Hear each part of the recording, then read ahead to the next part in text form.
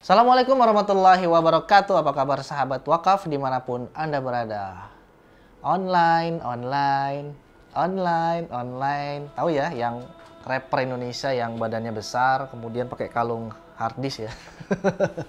Nah, kali ini kita akan bahas rapper ya di luar negeri yang mana mereka ini sudah malang melintang di dunia rapper, kemudian memutuskan untuk menjadi mu'alaf atau memeluk agama yang sebenarnya, yaitu agama Islam. Siapa saja mereka? Simak videonya.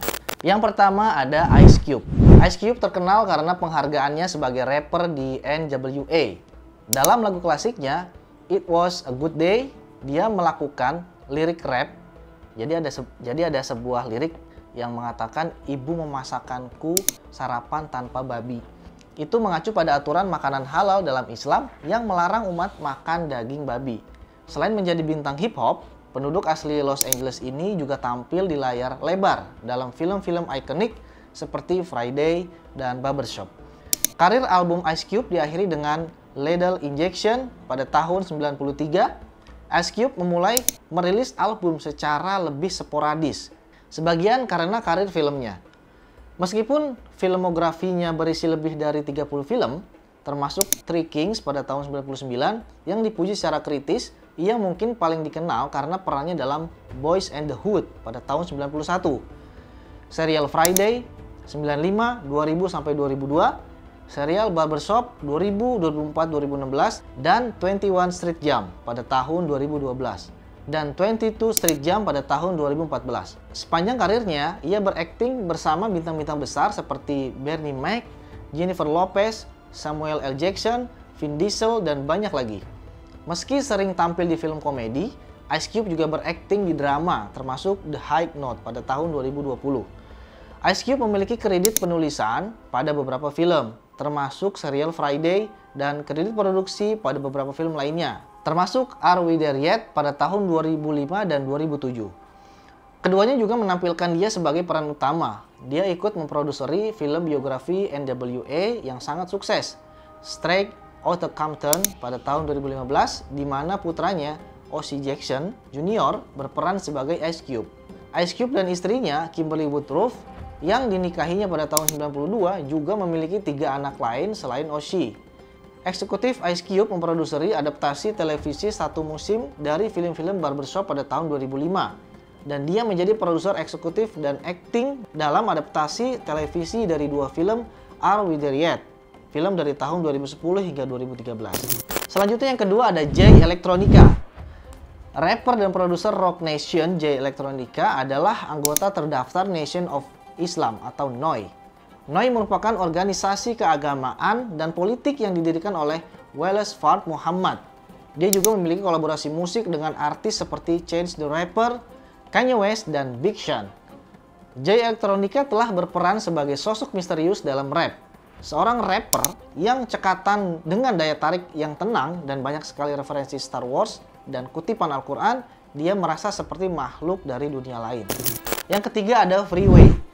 Freeway adalah bagian dari grup rap State Property yang berbasis di Philadelphia. Grup ini termasuk dalam daftar label rekaman perintis Rockefeller Records pada tahun 2000-an. Penulis lirik Take It to the Top ini beralih ke agama Islam ketika lembaga grupnya tidak stabil. Leslie Edward Prejean lahir 6 Agustus 1978. Lebih dikenal dengan nama panggungnya yaitu Freeway. Adalah seorang rapper Amerika dari Philadelphia, Pennsylvania. Dia pertama kali mendapat pengakuan setelah tampil di album kelima Jay-Z, The Dynasty Rock La Familia pada tahun 2000. Tahun berikutnya dia menjadi anggota kolektif hip hop State Property yang berbasis di Philadelphia yang menandatangani kontrak dengan Rock Z milik Jay-Z, Avella Records, anak perusahaan Def Jam Recordings. Setelah merilis album debut mereka, Prejean menandatangani kontrak dengan Rockefeller sebagai artis solo dan mulai mengerjakan album debutnya Philadelphia Freeway pada tahun 2003. Dia merilis album barunya yang berjudul Freeway pada tahun 2007 untuk memodernisasi penerimaan sebelum dia dan sesama kelompok properti dikeluarkan dari label. Pada tahun 2009, Prejean sempat menandatangani kontrak dengan Cash Money Records. Meskipun 3 album berikutnya, Philadelphia Freeway 2 pada tahun 2009, Diamond in the Rough pada tahun 2012, dan Free Will pada tahun 2016 dirilis secara independen. Dia kembali bekerja dengan Jay-Z pada tahun 2018, menandatangani kontrak dengan label penggantinya Roc Nation untuk merilis album ke-6-nya, Think Free, pada bulan Juni tahun itu. Ya, selanjutnya yang keempat ada Lupe Fiasco. Lupe Fiasco telah muncul di berbagai platform media dan menjelaskan bagaimana Islam memainkan peran utama dalam hidupnya. Pelantun Kick Push ini memutuskan gantung mikrofon setelah menghadapi reaksi balik dan tuduhan ujaran kebencian. Meski mengundurkan diri dari dunia hip hop pada tahun 2016, Lupe Fiasco tetap memberikan kontribusi besar pada sejarah hip hop. Lupe Fiasco adalah seorang rapper dan produser rekaman Amerika. Dia menjadi terkenal pada tahun 2006 setelah kesuksesan album debutnya, Food and Liquor Lupe Fiasco. Dia juga tampil sebagai vokalis band rock kartun Jepang dengan nama aslinya. Sebagai seorang pengusaha, Fiasco adalah CEO First dan Fifth Entertainment. Dibesarkan di Chicago, Fiasco mengembangkan minat pada hip hop setelah awalnya tidak menyukai genre tersebut karena penggunaan vulgar dan misogini. Setelah mengadopsi nama Lupe Fiasco dan merekam lagu di ruang bawah tanah ayahnya, Fiasco yang berusia 19 tahun bergabung dengan grup bernama Da Pack. Grup ini dibubarkan tak lama setelah pembentukannya, dan Fiasco segera bertemu rapper Jay-Z yang membantunya menandatangani kontrak rekaman dengan Atlantic Records. Pada bulan September 2006, Fiasco merilis album debutnya di label yang menerima 3 nominasi Grammy. Dia merilis album keduanya, The Cool, karya Lupe Fiasco, pada bulan Desember 2007. Single utamanya yaitu Superstar menjadi hit pada top 40 pertamanya di Billboard Hot 100. Setelah penundaan 2 tahun, album ketiganya, Lasers, dirilis pada bulan Mei 2011 dengan tinjauan yang beragam. Namun ini menjadi album pertamanya yang debut di nomor 1 Billboard 200. Album ini didahului oleh single charting tertingginya, The Show Goes On, yang mencapai nomor 9. Dia merilis album keempatnya, Food and Liquor 2, album rap Amerika yang hebat, pada bulan September 2012. Album kelimanya, Tetsuo and Youth, dirilis pada bulan Januari 2015. Album keenamnya, Drogas Like, dirilis pada bulan Februari 2017. Album ketujuhnya, Drogas Wave, dirilis pada bulan September 2018. Album ke-8 dan terbarunya, Drill Music in Zion, dirilis pada Juni 2022. Selain musik, Fiasco juga menekuni bisnis lain, yaitu bisnis pada bidang fashion. Dia menjalankan 2 lini pakaian, Righteous Kung Fu dan Truly and Truly. Dia telah merancang sepatu Keds untuk Reebok. Dia membuat single amal untuk para korban gempa bumi di Haiti pada tahun 2010. Fiasco juga terkenal karena pandangan anti kemapanannya yang diungkapkannya dalam wawancara dan musiknya. Yang kelima ada Lil Durk. Lil bernyanyi yang artinya, "Waktunya pagi, aku berdoa kepada Allah. Maafkan aku atas perbuatan burukku. Biarkan aku lebih dekat dengan anak-anakku. Bisakah kamu melindungi semua temanku?" pada single Pelekot. Selain itu, ayah 5 anak ini juga terlihat melaksanakan sholat dalam videonya. Lil adalah seorang rapper Amerika, penyanyi dan penulis lagu dari Chicago, Illinois. Dia pertama kali mendapatkan pengikut regional dengan merilis semi-mixtape Sign to the Streets pada tahun 2013 sampai 2014 yang menyebabkan dia menandatangani kontrak rekaman dari Def Jam Recordings. Label tersebut merilis album studio debutnya Remember My Name pada tahun 2015 dan tindak lanjutnya Lil Durk pada tahun 2016 untuk memodernisasi penerimaan komersial sebelum berpisah dengan artis tersebut pada 2018. Setelah perilisan independent mixtape Just Cause You All Wait pada Maret 2018, Lil menandatangani kontrak dengan Alamo Records pada Juli tahun itu. Pada bulan April 2020, Lil membuat penampilan pertamanya di Billboard Hot 100 sebagai artis utama dengan singlenya Viral Moment. Dia memperoleh kesuksesan tangga lagu lebih lanjut sepanjang tahun itu dengan singlenya Three-Headed Goat, menampilkan Polo G dan Lil Baby, Backdoor dan The Voice, fiturnya di In the Bible, Meet Drake dan lagu dan Love No Cry Leather, serta Back in Blood milik Pusha T. dan menutup tahun dengan album ke-6-nya The Voice pada tahun 2020. Tahun berikutnya, album kolaborasi dengan rapper Georgia Lil Baby, The Voice of the Heroes 2021 menjadi album pertamanya yang debut di puncak Billboard 200. Album ketujuhnya pada tahun 2022 menjadi album keduanya yang mencapai pada posisi tersebut. Sedangkan album ke-8-nya, Almost Healed, pada tahun 2023 dipimpin oleh single All My Life, menampilkan J. Cole yang menduduki nomor 2 di Billboard Hot 100, memenangkan Grammy Award untuk Best Melodic Rap Performance dan tetap menjadi lagu paling sukses secara komersial. Lil mendirikan kolektif dan label rekaman Only the Family yang berbasis di Chicago pada tahun 2010, di mana ia menjabat sebagai anggota utamanya. Grup tersebut yang telah merilis 6 album termasuk rapper yang dibunuh King Von. Selanjutnya yang ke-6 ada Busta Rhymes. Busta Rhymes memulai perjalanannya dengan Islam pada usia 12 tahun. Dia paling dikenal karena keterampilan rapnya yang sangat cepat yang selalu memberikan energi yang tinggi. Lagu-lagu perintis hip hop ini telah ada di tangga lagu bersama pionir lain di industri musik seperti Mariah Carey dan The Notorious Big. Artis hip hop Amerika yaitu Busta Rhymes ini lahir dengan nama Trevor Tahim Smith Jr. adalah seorang muslim yang bangga dan mengaitkan sebagian besar kesuksesannya dengan cara imannya yang membuatnya tetap teguh. Dalam sebuah wawancara dengan Hollywood TV tahun 2007, Rhymes berkata, "Saya mencoba untuk benar-benar memahami setiap aspek tentang yang maha tinggi. Bagi saya, yang maha tinggi adalah Allah, dan saya menjalani hidup saya dengan Islam. Pada akhirnya menurutku, itulah yang mendasariku pada pendapat yang menurutku kebanyakan orang harus membumi. Itu hanya menikmati siapa dirimu sebagai kehidupan manusia dibandingkan mencoba menambah semua hal tambahan dan hal-hal lainnya. Pengawet untuk perspektif Anda tentang kehidupan." Selanjutnya yang ketujuh ada PNB Rock.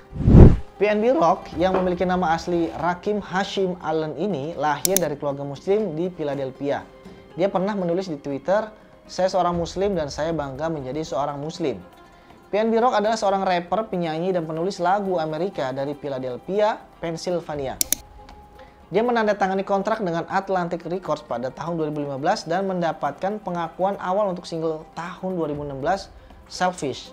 Menjadi entry Billboard Hot 100 pertamanya, lagu ini menerima sertifikasi Triple Platinum oleh Recording Industry Association of America dan menjadi single utama untuk mixtape komersialnya GTTM atau Going Through the Motion pada tahun 2017 yang masuk Billboard 200. Album studio debutnya Catch These Vibes pada tahun 2017 memuncak di nomor 17 di chart. Sedangkan album keduanya Trap Star Turn Pop Star pada tahun 2019 memuncak di nomor 4. Pada 12 September 2022, PNB Rock ditembak dan dibunuh dalam perampokan di Los Angeles, California. Ellen juga menjadi bintang tamu di single Billboard Hot 100 Top 40 Cross Me oleh Ed Sheeran, Change oleh XXXTentacion, Dangerous oleh Meek Mill, dan Everyday We Lead oleh YFN Lucy selama masa hidupnya. Ia terpilih sebagai bagian dari kelas mahasiswa baru XXL pada tahun 2017. Pada 12 September 2022, PNB Rock ditembak dan dibunuh di Roscoe's House of Chicken and Waffles selama perampokan di Los Angeles Selatan. Dia masih memberikan pengaruh yang signifikan dengan rekaman yang dia tinggalkan untuk para penggemar, keluarga, dan teman-temannya. Selanjutnya yang ke-8 adalah Swizz Beatz. Swizz selalu menganjurkan agar lebih banyak perhatian diberikan kepada kelompok agama yang kurang terwakili. Ikon hip hop ini adalah seorang muslim yang taat. Dalam wawancara sebelumnya, Swizz mengatakan Allah adalah satu-satunya bos saya. Swizz adalah produser rekaman, rapper, dan DJ Amerika. Lahir dan besar di wilayah Bronx di New York City, Dean awalnya memulai karir musiknya sebagai DJ. Pada usia 18 tahun, ia memperoleh pengakuan di industri musik melalui label rekaman keluarganya, Rough Rider Entertainment, dan afiliasinya dengan artis-artis andalannya, rapper DMX yang berbasis di Yonkers. Bekerja dengan DMX sebagai produser, DJ, dan hype man membantu Dean menjadi terkenal sebagai tokoh terkenal dalam hip hop di tahun-tahun berikutnya. Dean telah memenangkan Grammy Award dari 5 nominasi. Ia dinobatkan sebagai produser in residence perdana di Universitas New York pada tahun 2010. Majalah Source memasukkannya ke dalam daftar 20 produser terbesar tahun 2008 dalam 20 tahun terakhir. Rapper dan produser Kanye West menyebut Dean sebagai produser rap terbaik sepanjang masa. Selain musik, Din juga terlibat dalam desain fashion, koleksi seni, dan pengarahan dewan. Dia telah menjadi anggota pengawas di Museum Brooklyn sejak 2015. Dia menjabat sebagai direktur kreatif untuk perusahaan Monster Cable dan Reebok. Bersama istrinya Alicia Keys, dia bersama-sama memenangkan Producers and Engineers Wings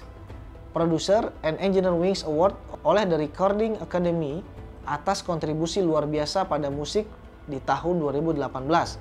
Dan pasangan tersebut ditampilkan dalam pemotretan sampul pertama mereka untuk Culture Magazine pada tahun yang sama. Sahabat, itu tadi 8 rapper yang mana mereka itu adalah seorang muslim dan ada juga beberapa tadi yang mu'alaf. Dan memang mereka-mereka ini adalah orang-orang Amerika yang mana mendapatkan hidayah dari Allah Subhanahu wa taala. Mudah-mudahan dengan informasi ini kita semakin lebih giat lagi untuk beribadah dan juga untuk bisa beristiqomah. Jika memang konten ini bermanfaat, silahkan like, share, komen, dan jangan lupa subscribe channel ini sebanyak-banyaknya agar kami bisa semakin kreatif memberikan konten-konten yang informatif dan edukatif. Terima kasih. Wassalamualaikum warahmatullahi wabarakatuh.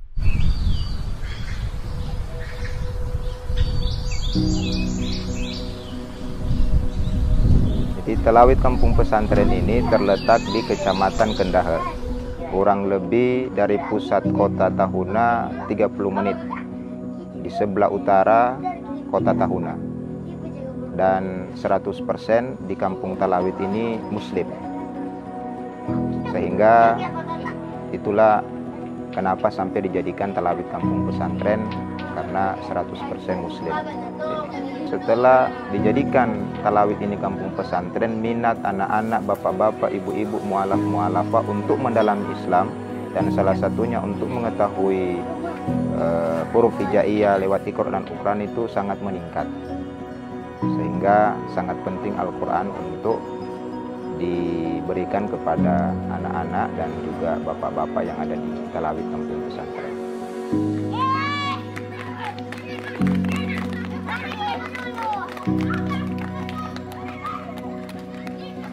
Itu 1 bulan sudah ada 5 yang robek, karena memang anak-anak. Jadi entah karena semangatnya atau semangat bermainnya, jadi memang butuh dibantu Iqra dan juga Al-Quran karena dengan alasan tadi. Jadi harapan kami ke depan dari Badan Wakaf Al-Quran bisa memberikan Al-Quran kembali untuk taman pengajian di Talawid Kampung Pesantren.